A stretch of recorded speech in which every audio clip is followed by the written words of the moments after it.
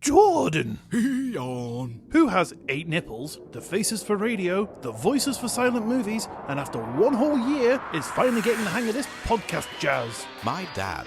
No, 2 guys. What's up?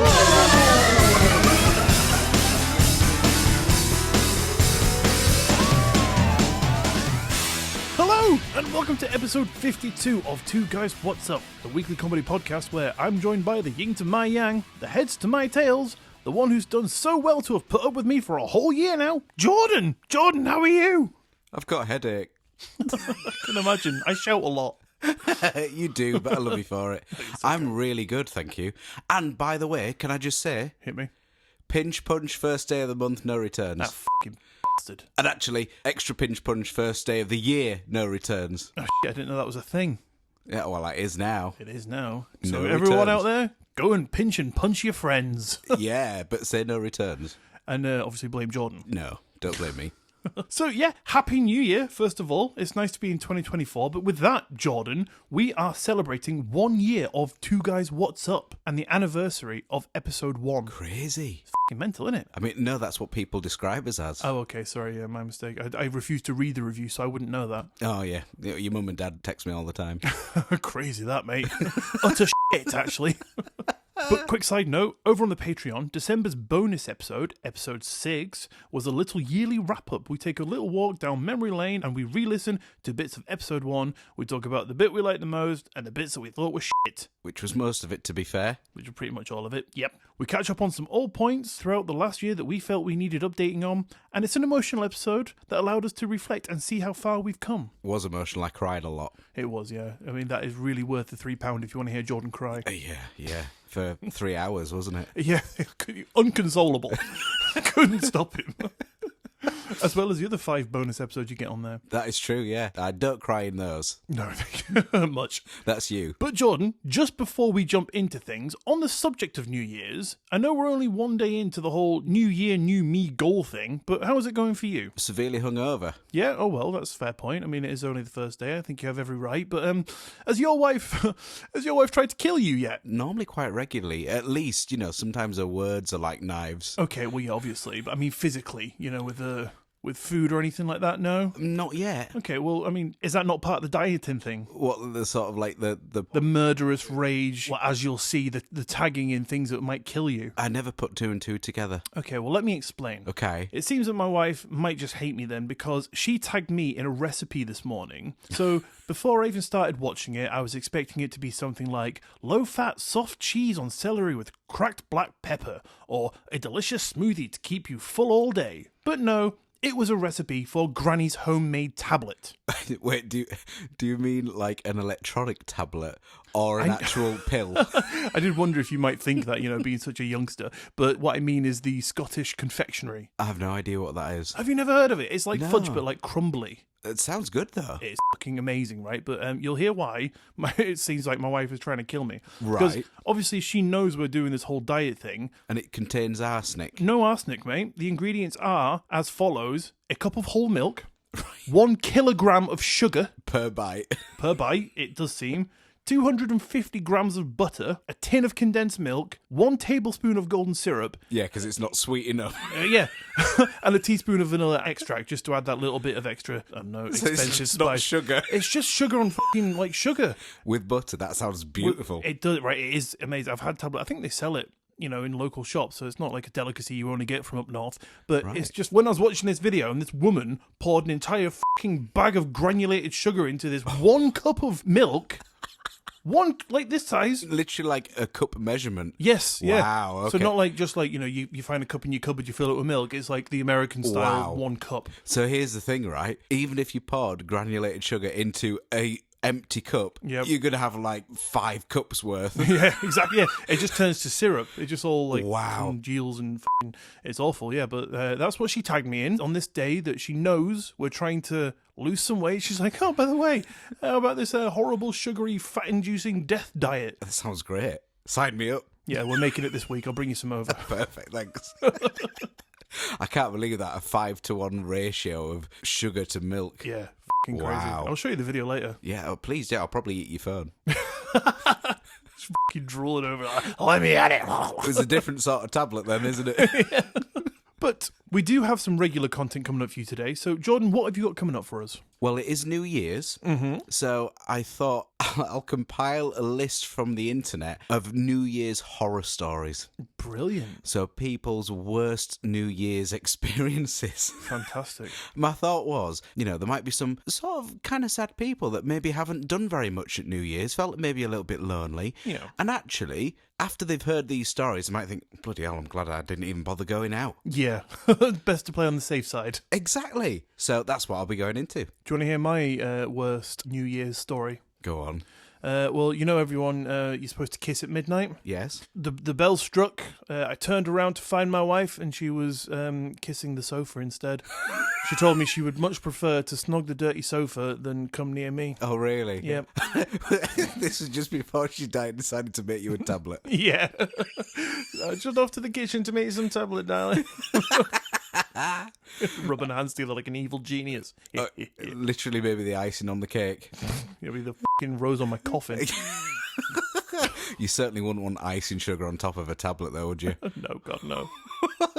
It's a bite of diabetes. Oh, it sounds like it, mate. Fucking grim. Oh. So that's what I'm doing. What on earth are you doing for us on this New Year's episode, Ian? Well, Jordan, do you remember once upon a time when I told you about the bizarre phenomena, the Oz effect, and where it gets its name from? Vaguely. I mean, it's been a year. It hasn't. It's been about 4 weeks. It was I've slept many times. It was the time slip episode when we were talking about Liverpool, and I told you about the Oz effect where things go quiet. Yes. It was mentioned in a book called High Strangeness, A Lifetime of Alien and Paranormal Encounters. So I finally got round to finishing it, and that is what I'm going to be telling you about today. Go for it.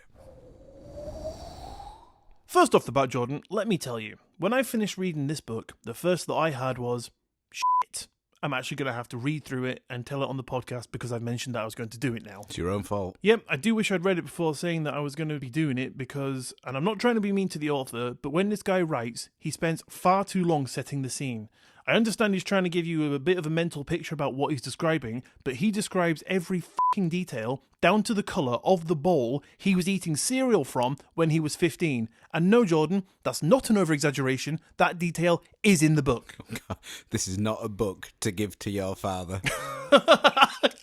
Yes.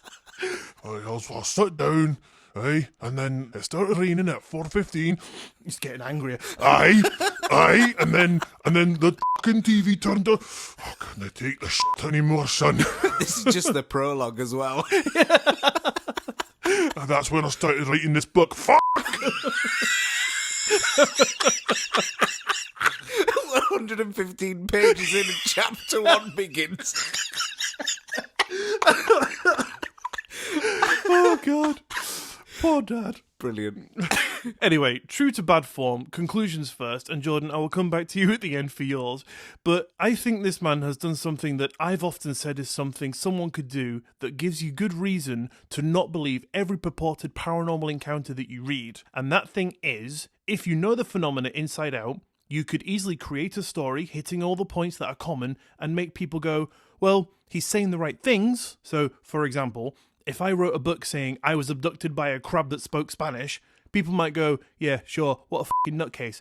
But if I said Grays came through the wall, said nice things, said they weren't going to hurt me, and then abducted me and stuck something up my nose, some people who might believe in these things might take that as another possible true encounter, even if it really never happened. I'm just writing what I know. I get that. You're writing what people would expect to hear on the subject. Exactly, yes. Yeah. So if I hit all the correct points, people might then go, well, it could be another credible case because he's saying the right things. Yep. That makes sense. So long story short, it's easy to write a believable story and sell a book if you know what you're talking about, and that's the kind of impression I get from this guy. Oh, really? Yes, and I'll explain why as we go through. But Okay. Anyway, I will still tell you some points that stood out to me, and I will let you make your own mind up. I think you've already made it up for me, to be fair. Well, you never know. Once you hear the stories, you might just be like, Ian, you're a fucking idiot. This guy is genuine. Well, I'll say the first bit regardless, but Fucking hell, Ian. Is that what I said? I can't even remember. you're a fucking idiot. Is that what I said? I'll have to check that back in the idiot. Love it. Oh, God, I am an idiot. I'll have to check that back in the edit. Point proven. So it was written by a man called Michael Cameron, London-born, and in this book, he is telling us the personal strange stories of experiences that has followed him around, focusing primarily on his younger years. The first chapter is called Location is Key, and it was literally 3 pages on the history of the house, which is an old schoolhouse. He tells us when it was built, every bit of the history, and how his father came to be the caretaker of the school, which is how he wound up living on the grounds. But what he didn't say, I'm gathering, judging from the title of this chapter, is that given the history of this place, it might be prone to all manner of spooky things such as hauntings. So in the very next chapter, he goes on to say that as he was entering the world, his gran was leaving, meaning that she died around the same time that he was born. He says his parents would often feel cold spots in the house. They would be awoken to the rhythmic creaking of her favourite rocking chair, making them think that Granny must still be about, letting them know that she's saying hi. How delightful. Huh? Yeah? Nice, Jordan? Creepy. No, it's lovely. Little Granny saying hi. Well, it seems like Granny had a little bit of a vendetta against the family, because he also mentions in the very next line how a heavy oak wardrobe was toppled on the bed of one of his sleeping brothers, and that his other brother was attacked and pushed downstairs while casually walking to his bedroom. Yeah, but in fairness, the gran didn't like the grandsons at all. Yeah, they were just little shits, and Yeah. he used to beat him in life with like a fucking, like, chasing him around the garden with a broom, like one of those old Tom and Jerry cartoons. Yeah, perfect. She did say on her deathbed, "One day I'll have you." Watch your back, kids. Luckily, none of the brothers were seriously hurt, but maybe he meant to explain that there were multiple entities, but he didn't say that, so it really sounds like Grandma was often around, sitting in a favourite chair, beating the grandkids. What a bitch. When Michael was still a child, his dad seems to have been a pretty big badass though, because Mike details a very specific way his dad once used to halt the nuisance ghosty antics, all this grandma banging. That's not a place to pause. When I wrote that, I knew you were going to pick up on that, you know. I thought Jordan's going to have day trip with that. All this grandma banging about, is that better? Yeah, that works. Smashing, was getting to a point where it was frustrating and causing lack of sleep. Numerous hunts around the house to find the source of the noise led to nothing, and it was driving them all up the fucking wall. So after nights of being kept awake, our old pal Mikey's dad was like, enough of this. He got out of bed, went to the top of the stairs, looked down and shouted, shut the fuck up. It's simple but effective. Aye, because it worked. One final bang sounded, and then the noise stopped. Yeah, that's really good. And I mean, most people cower away from ghosts. You know, they hear the noise, they're like, oh, what's that? But this guy just went to the top of the stairs. Shut the fuck up! Yeah, it's like those old kind of like when in Russia memes, isn't it? Whereas the ghosts are scared of him now. Yeah. That last bang was just a final communication of sorry. Yeah. 1 bang for sorry, 2 bangs for no. 1 bang for sorry, 2 bangs for sorry. No choice. They did later resort to conventional methods like getting a priest to bless the house, which seemed to help, but this left young Michael questioning, was he the cause of all this poltergeist activity? Which is a common thing in poltergeist cases, but he doesn't really give reason as to why he thought it was him, as it is usually teenagers that are said to cause it with all the horrors of puberty and things like that causing psychokinetic energy to cause poltergeist activity. But remember, in this instance, he was 5, so I don't know if that's maybe just a fact he knew. He's like, oh, it's supposed to centre around kids, I'll put that, it's my fault, but didn't actually realise that it was supposed to centre around teenagers and all the angst and all that stuff that is produced when you're growing up and going through the bodily changes into an adult. Yeah, and also it seems like then he's covering all bases, isn't he? Exactly, yeah. So it could be either or. Yeah. Could be my gran, could be me, could be nothing. Yeah. So onwards and upwards, all done and dusted, ghosties are no more. But then Michael says that when he was about 4 years old, he was in his room playing with 2 of his friends when he heard his mum coming up the stairs. She came into his room and she asked him just who the fucking hell he was talking to. And he was like, bloody hell, Mum, are you blind? These 2. And as he looked back, pointed at where his friends were sat, much to his surprise, they were no longer there. He said he couldn't quite understand where they'd gone, and his mum was just like, okay, whatever pal, have fun, and left. But he says the strange thing is that his imaginary friends who he'd been playing with just moments earlier weren't children, but adults, which is creepy in itself. But these adults would visit him often. They had long blonde hair, piercing blue eyes, they were slender, had tiny noses, and defined mouths. They wouldn't talk to him via speech, but rather used telepathy so that he'd hear them in his head, and they wore tight-fitted blue outfits. So it seems that they weren't simply adults, but stereotypical Nordic-type aliens. Like the ones whose nipple fell off. Kind of. I think they were supposed to have been hybrids or just fakes. Because Nordics are pretty much, as I say in a second, they're pretty much like cool. I think that seems to be pretty alright. Oh, so they were imposters. Yes. Okay. These buggers would periodically show up, and he pointed out that the Nordic visitors left him feeling a sense of trauma, but he had no memory of anything that they ever did that would have caused him this. And the strange thing is to point out here that, as I said before, the Nordics are generally meant to be seen as quite benevolent, so I'm not sure what's going on. Unless it's a screen memory by the Greys to maybe just throw him off kilter a bit. Well, that's an awful thought. Skip forward a few years. He was in school during the holidays, running around the empty halls with some friends playing hide and seek while his dad was working. It was his turn to hide, and he could hear his friend counting. But when his friend got to 5, all of a sudden, everything went quiet. He exited his hiding spot, expecting to see his friend waiting to jump out of the shadows and catch him, but instead, he just saw him stood motionless. He approached his friend, who was muttering, "What is that?" And when Mike reached his side, he looked over to what he was looking at, and he too froze, because standing in the room in front of them was a fucking alien grey. He said it was 7 foot tall, with all the features that we know and fucking despise: spindly body, big head, big black wraparound eyes. He said it was just stood there watching them, and reading this even gave me shivers, because it's so jarring to think that you're in an enclosed space with one of these fucking creatures just stood in front of you. What would you do if you saw that? You know my plan. Why'd you ask me? Keel over and die? No, shit myself and then give him your number. All right, okay. And then keel over and die. Yeah, why not? Combine the two. Seems like a good idea. If you do the last bit before the number bit, okay, that would be ideal. So like sandwich it so shit yourself, die, and then give it, "Hey, you tricked me." You bastard. Use that piece of paper to wipe yourself down. Scribble out your number. Yeah, that's all right. Smearing shit. And then come and give it back to you. Lovely, yeah. In a moment, something snapped, and they both bolted away, only to find their dad coming in the opposite direction. Upon seeing how distressed the two boys were, decided to go and check it out, but sadly, the search came up empty. And I'd just like to point out as well, at this point, while I was reading and writing this part, at 39 minutes past midnight, my youngest decided it would be a good idea to get out of bed and start banging around in his bedroom, scaring the absolute shit out of me. I can imagine that. And there's a picture in the book as well of it. So it terrified me, naturally, because I was reading it with this fucking alien looking at me, and then all of a sudden I heard the upstairs door just start opening, and I was just like, what the fuck is that? But then obviously he can't get out of his room anymore, so he just started banging about his room, and I was just like, I know it's my son, calm down, it's not a fucking alien, but obviously I prefer to be in the darkness, because like if I'm ever on my own, the lights are off, because I just prefer darkness. Your own worst enemy. Yeah, no, I set myself up for these things. I just didn't expect my son to be getting up at 20 to 1 in the morning. Like, oh, morning, guys. Is it time for coffee or what? Is he stuck on a wash yet? He did again the other day. Did he? Yeah.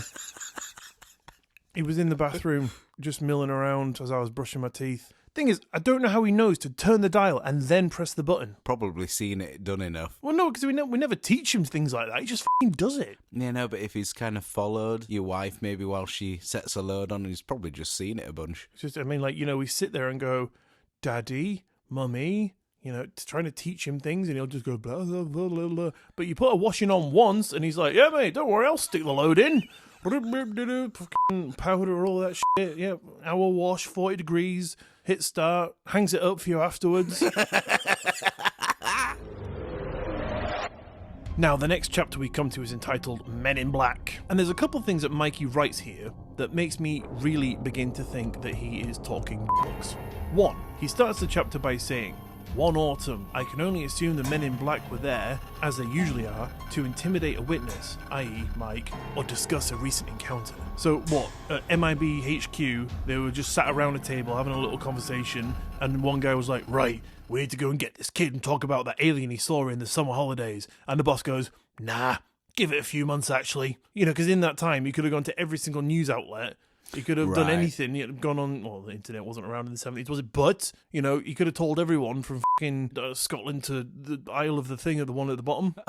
Isle of Wight? That's the one thing. I always get the Isle of Wight and Man mixed up, so Ah. I'm glad you're here, Jordan. But, Thanks. you know, what I'm saying is he could have spread the word a bit about it. Usually the Men in Black are there to say, don't tell anyone about your alien encounter. Yeah, and these pretty guys, early on. Yeah, and these guys were just like, nah, just give it a while. He'll be fine. Yeah, he's just a kid. But two, he's talking about being a child here. And Jordan, can you tell me what ensemble your dad wore on August the 16th, 2000, please? It was some no, of course I can. Okay, I presumed you might not be able to. But he writes here, expecting to convince us all, Dad was wearing a light blue jumper, white shirt, and a yellow blue tie and brown trousers. Right, so that just sounds like the classic making things up because you feel like you need to give it. more detail. Yeah, absolutely. And also, is that any relevance to the story? I'm assuming it is not at all. Absolutely not. It won't be like, yeah, the alien came back and stole his light blue jumper and his white shirt. The aliens attacked me that day because they didn't like my dad's trousers. Which, as I told you before, were brown. Just only on the back, though. I'm his dad. It's me. But yeah, it's just absolutely, completely irrelevant information, and no one can remember that. Right. From, 30, 40 years ago. I would say probably even if you had a traumatic event in your life, I don't think you'd maybe remember things like that. What's the thing? I mean, this is before the Men in Black even showed up. It's not like the Men in Black was under the table prodding him, going, "Oh, don't talk about aliens," and he's looking at his dad and memorising what he's wearing as it's happening. Hey, maybe he kept a diary every day. It was like, today my dad wore shorts with the Reebok shoes. Possibly, yeah, that's a very big possibility. But, I mean, anyone that documents both parents would be strange. But just to document what one parent wore on every single day of your life might be a little bit weird. Poor bugger who found that diary. Oh, I can't wait to see what Mike's been doing. Today my dad ate toast for breakfast. He was wearing slippers, and that's it. We always told him not to. Yeah, we always told him, Dad, put on the dressing gown I got you for Christmas, please. Shucks, I like the breeze. He says that after his family left for the day, he was alone and doing dishes when he saw something move out the corner of his eye from an adjacent room. He froze, but moved just his eyes trying to see what was moving, and holy fucking balls, it was a classic Man in Black. Black suit, dark glasses, pale skin, just stood there looking at him. Michael got the sense that he was in danger, and the guy's intention was to harm him. He looked away for a second, and when he looked back, the guy had disappeared. Again, Dad to the rescue, slightly too late, did a search, yielded nada. Do you reckon really Dad's in on it and he just wants to be the hero all the time? Yeah, possibly. So he just has his friends up like, go on, scare Michael. That's a very big possibility, yeah. That yeah. reminds me, of my wife's brother. Okay. When he was young, he was really naughty one Christmas. Mm-hmm. And my wife's dad ended up secretly phoning one of his colleagues and said, just call me in 5 minutes, pretend to be Santa Claus, and just go with me. Right. And so he ends up calling in earshot of his son. Uh-huh. And he's like, Santa's calling. And he's like, yeah. He is here. What, do you want to speak to him? Yeah, he's not been very good at all. And apparently Santa really told him off. Wow. And he was great for about a week. I just imagine, like, your wife's dad's friend sort of not being in on the full thing, right? So he just says, yeah, just call me. And he's like, okay, yeah. So he calls him, and he's just taking cue from what your wife's dad's saying. Oh, you want to talk to him? And he's like, yeah, sure, fair enough. And then he gets on the phone. He's like, right, listen here, you little fucking shit. You fucking buck up your ideas, yeah? You fucking hear me? Didn't realise it was on loudspeaker. Santa will take your legs. He'll take your fucking legs, mate, if you don't buck up your ideas. You won't be able to pull your socks up, you bastard. You'll have no legs. Ho, ho, ho. See you later, bitches. Boop, boop. Just hangs up. That would be really good. Oh, God. You should start a service like that. Okay. Yeah, Done. Let's do it for next year. Absolutely. Yeah, well, just email 2 guys what's up. Give me your mobile number. I'll send you a text. Venmo me 200 quid. I'll call your kid. Be horrible to them down the phone. Pretend to be Santa. Sorry, he'll do it for free. Yeah. There you go. I'll do it for milk and cookies, like a true Santa. There you go. Business is open. I love it. So in this very same chapter, but with no indication of a timescale, whether it be the same night or a month later, he described how he used to always check under his bed to make sure there was nothing lurking, waiting for the perfect opportunity to grab him. One night, he was laying in bed and hearing a breathing sound in his room, but not just in his room, coming from underneath his bed. He tried to wake his brother, who shared the room with him, but to no avail. So, he decided to check it out himself. He lowered his head to be able to see what was under there and caught sight of something. He was unsure of what it was, but it was shimmering in the darkness. It had claws, red glowing eyes, and was crawling straight towards him. Awful. Yeah, I mean, that'd be pretty terrifying, wouldn't it? Creepy, yeah. The next stop is an interesting one, and it brings up a subject that we haven't actually mentioned before, I don't think, Jordan. He says in 1974, he was startled awake because he felt himself being rolled over onto his back. And wouldn't you know it, the Greys are back. He found himself floating above his bed, and one of the Grey bastards stood around him, but oddly, he found himself being placed onto a stretcher. Now, as I was reading this, I was thinking, huh? That's not the generic thing we hear about alien abduction stories. They float you out or they portal you to the craft or whatever, but he also points out the exact same thing, which leads him to ponder whether or not this was a MyLab abduction. Do you know what that is, Jordan? Not a clue. And I've just said MyLab abduction, but that's very similar to saying ATM machine, because the ab in that means abduction. So, what it is a military abduction. Oh. And there are a few theories of what a MyLab might be. One is that a military group do it either to be able to experiment on humans and blame the aliens. Another one that is proposed is that the government want people to hate and fear aliens, so when they come to reveal themselves to us, we've learnt to hate them and get behind the war that has been waged by the government. And thirdly is that the aliens and the humans are simply working together. It's their version of a night out to the cinema. Nice little day out to experiment on the humans. Right. Make That sense? does make sense, yeah. So similarly, when he was 16, in 1984, he says after a late night walk, he decided to return home in the early hours of the morning.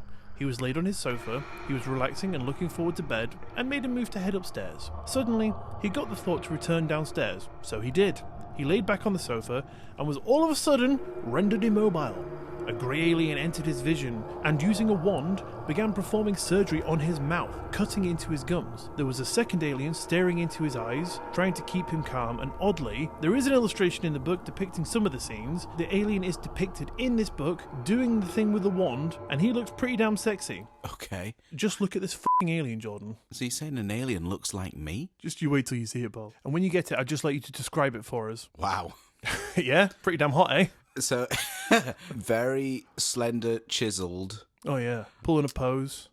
Yeah. That's Literally holding a wand. that smouldering look in the eyes with the pursed lips. That kind of like, ooh. Come to bed eyes, they are. Yeah. I've been scared of them all my life, and that's the first time I've ever whacked over a grey. There you go. That's all it took. If they all looked like that, mate, I'd be fine. As aliens go, that's not a bad looker. Stick a wig on it. You don't even need to. So, chapter 18 is a whopping 1 page and 5 lines long. He describes one Friday night where after getting a glass of orange juice, he left the kitchen, got to the stairs, and started to head up to his room when he was affronted by a monk wearing a robe that obscured its face. The entity turned its head slightly to reveal its face. It wasn't a monk, it was a grey.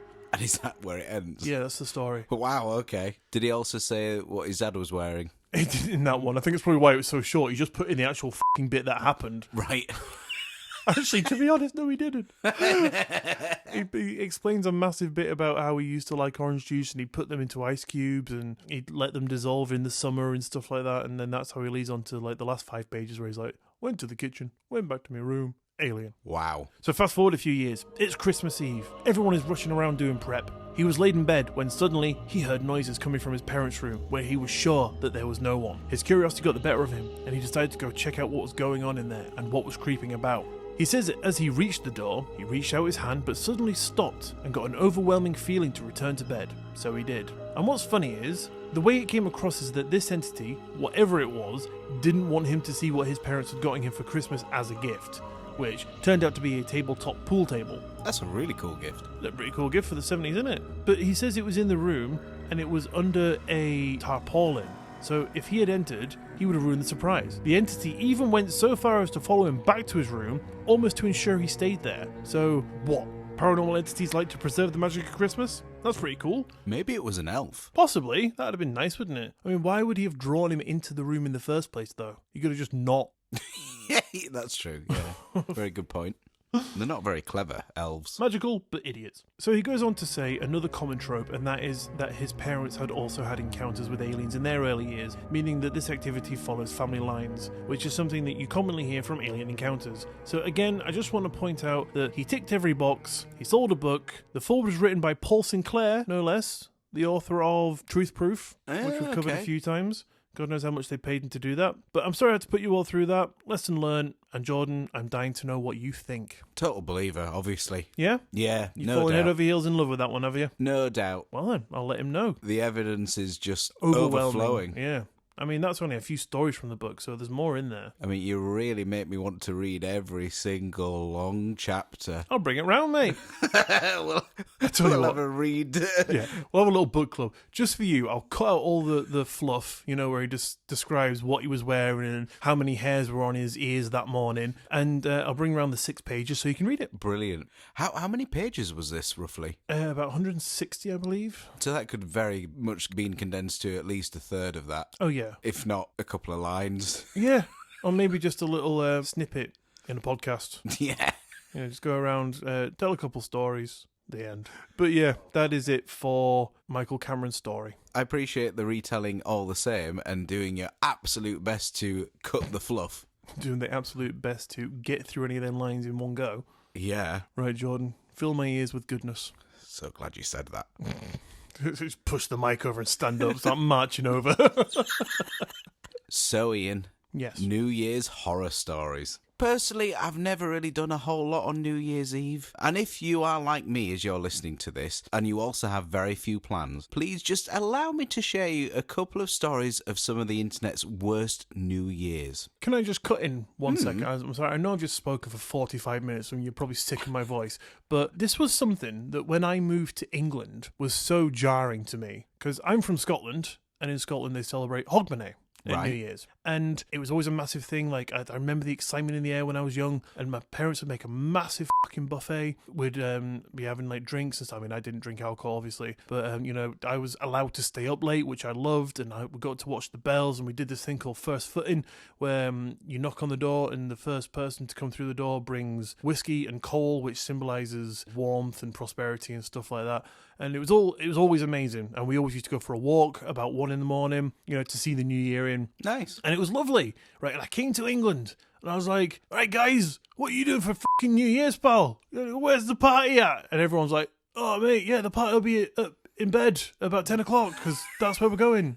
You fucking weirdo. And I was like, what? Right, and my wife isn't a drinker. Not that New Year's implies that you have to get fucking smashed off your tits. But, I'm like, right, wife, what are we doing this New Year's? Are you going to stay up with me? She's like, I'll stay up till the bells and then I'll go to bed.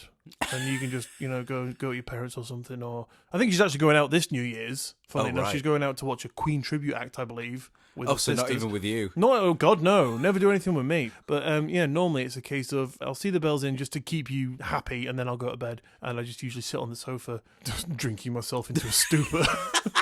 Happy New Year, Ian. And you just open your door and let yourself in. I do, yeah. Yeah. No, I do what my parents used to do just to keep up the tradition. I knock on the door and I go, fuck off, you're not welcome here anymore. And I'm like, please, Mum and Dad, let me in. Like, get out here, you hairy bastard. I think it's really clever how much you also record that into your phone to play it back. Yeah, well, I've got to get the memories, Yeah. I've got to relive it as best I can. It wouldn't be New Year's without it. Definitely. But sorry, I cut in. Continue. No, that is absolutely fine. So if you are like me from plain old England and you do very little for New Year's and maybe you feel a little bit sad about that and you feel like you're missing out, just like Ian's described there, well, maybe it could have been a lot worse, as these examples will show. Show me. So starting off, on New Year's, I started making out with my girlfriend. I was way too drunk and she was into it way more than usual. Okay. She thought it was someone else. Well, I ended up stretching her blouse down in public and licking her breasts. I then noticed her nipples were very different. Oh, God. My now ex-girlfriend was watching 5 meters away from us. The girl I was titty licking doesn't seem to mind. I had no idea who she was. New girlfriend by the sounds of it. Yeah, possibly. Another one. It was New Year's Eve. I borrowed my friend's trousers and I shit in them.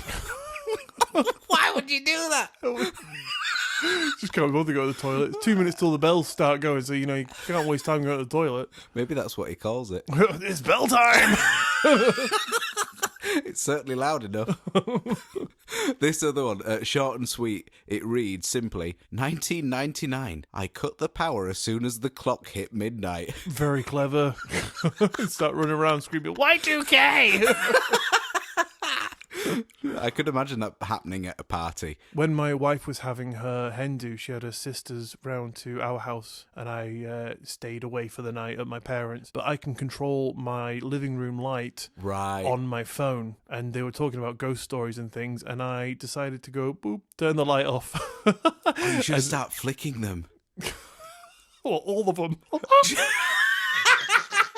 You should start turning the lights on and off. I think my wife would have appreciated that. Well, this other guy was licking. Yeah, I should have taken note from him.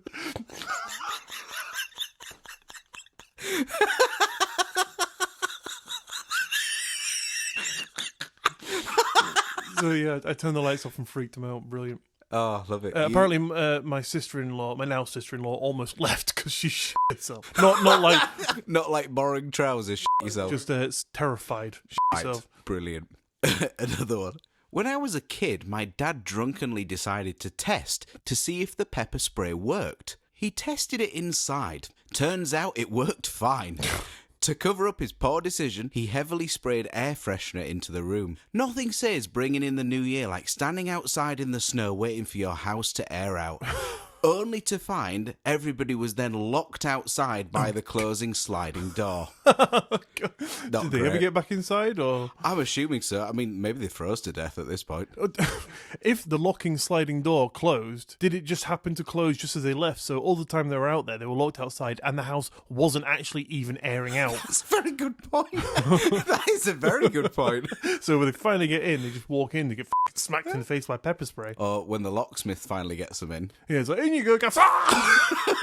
Like, biggest prank going. Yeah. You guys. I'm allergic to pepper spray. He dies. Door locks.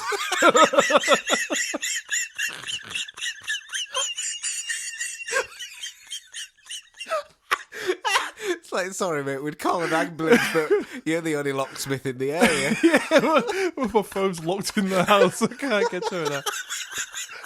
He's choking away. Oh, God. Oh, that's awful. Moving on. It's New Year's Day, and my roommate just kicked a guy out. Sorry. It's New Year's Day, and my roommate just kicked a guy out of our house because he fell down the stairs. I feel really bad for him. It's like, there's no context to that. Yeah. Only that there's this poor guy that starts falling down the fucking stairs, and to make matters worse, he then gets kicked out for it. It's rather than getting picked up and like, oh mate, you all right? Take a seat. It's what the are you doing? Get out! Don't have your sort round here. When you started laughing, then I just thought you were going to say it's New Year's Day and my friend just got kicked. I thought that was it. He would have probably appreciated that more, actually. At least he could have stayed. Yeah, at least just a little kick in shin, Yeah. and then go to the buffet. You're all good. It would have been fine. Last year, I was in a band, and we'd recently got a super good-looking female drummer.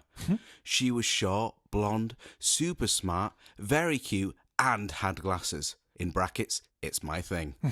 Anyway, she randomly texts me, and I go to a party at her place. I get there and get a huge hug. I can feel the other guys in the room jealously staring at me. Her and I go to talk for a while, and she says she's surprised I came. I asked why, and her response was, I'm just trying to go with the flow. I move in for a kiss, and the countdown begins. New Year's. Yes.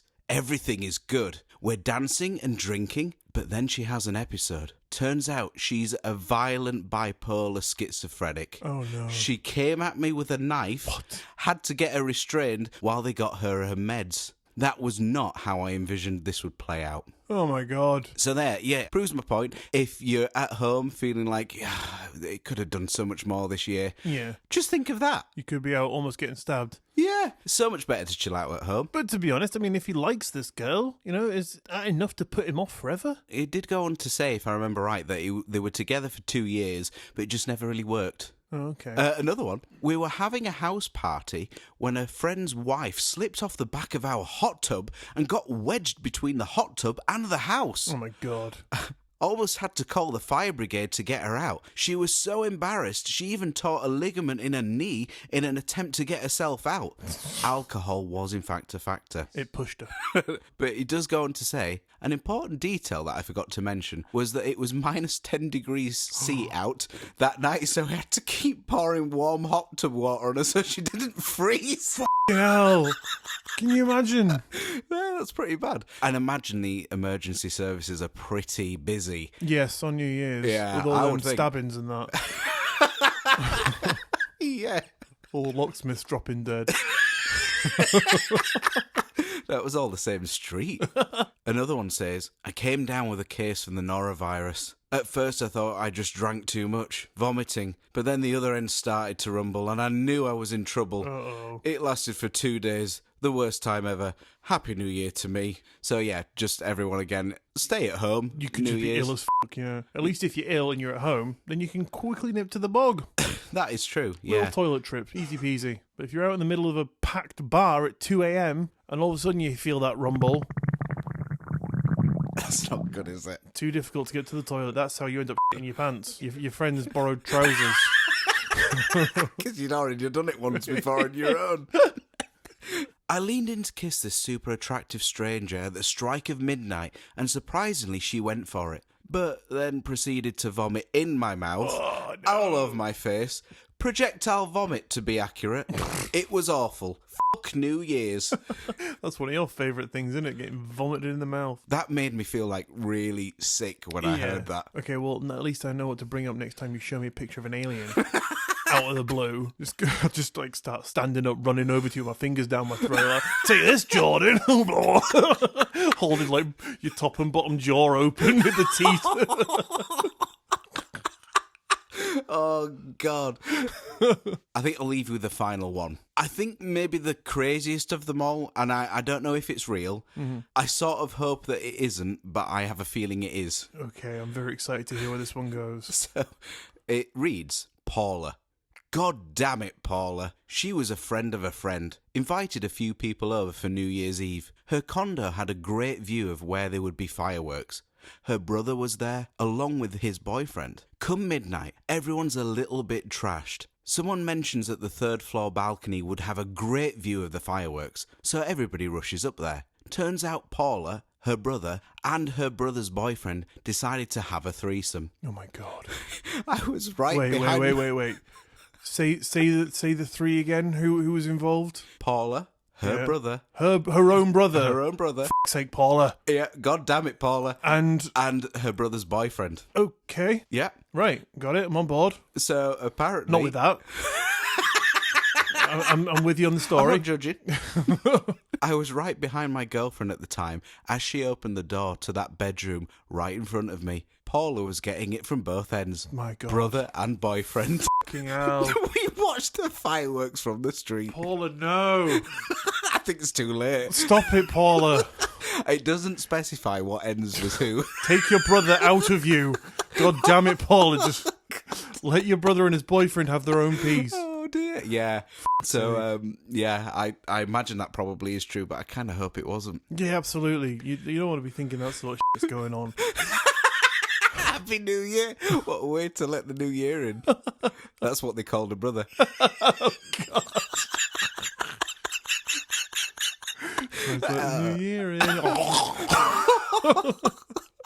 Oh dear. But yes, there you have it. Some of the internet's New Year's horror stories. I hope you all feel a little bit better, but if by some miracle you end up having an equally bad of experience as these guys did, well, hopefully not the last one. Hopefully not the last one. Please do let us know at twoguyswhatsup@gmail.com. Yes. We would love to hear about it, well, to a degree. Yeah. Grief shared is grief halved. Exactly. Fantastic. Thank you very much for that, Jordan.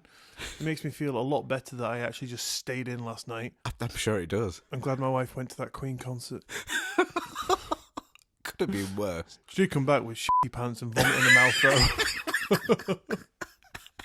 Was that about bringing us round to the end of today's fantastical, special birthday, New Year's amazing episode? I think it does. Brilliant! Thank you for tuning into today's episode of Two Guys What's Up. Don't forget to follow the show wherever you listen to us so you don't miss another episode, and maybe even tell a friend. Take your friend into the bedroom that leads to the third balcony to watch the fireworks, and just be a bit cautious when you open the door, because Paula might be in there. But as you walk in, just shout, "Hey Siri, play Two Guys What's Up," and listen to our latest episode. It's a great plan. It will at least ride over the audio from Paula. Oh yeah. It'll definitely drown out the the gurgling sounds and... Lovely. But if you'd like to get in touch with us, our Linktree link is in the bio of this episode, which, if you click on, you will be taken to a super secret website that gives you access to every link you will ever need for your Two Guys What's Up essentials. Want to get your own Two Guys What's Up t-shirt? Click the link. Want to discuss this book with me in great detail? Click the link.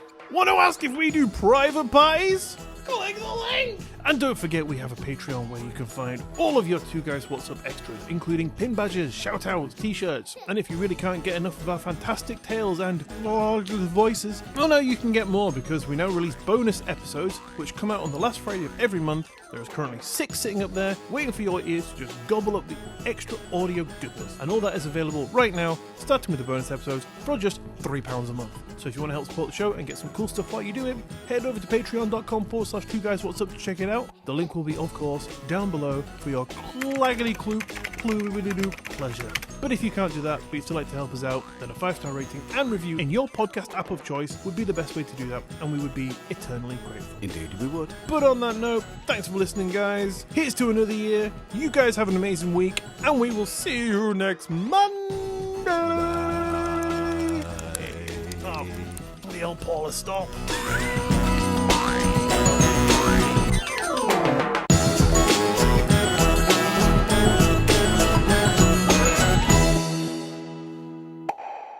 Your dad would be ripping what little bit of hair he has left out. I think he's bald, just completely, mate. Head to toe now. Last time I saw him, he was on his little toe. Just bing, bing, just pulling them out.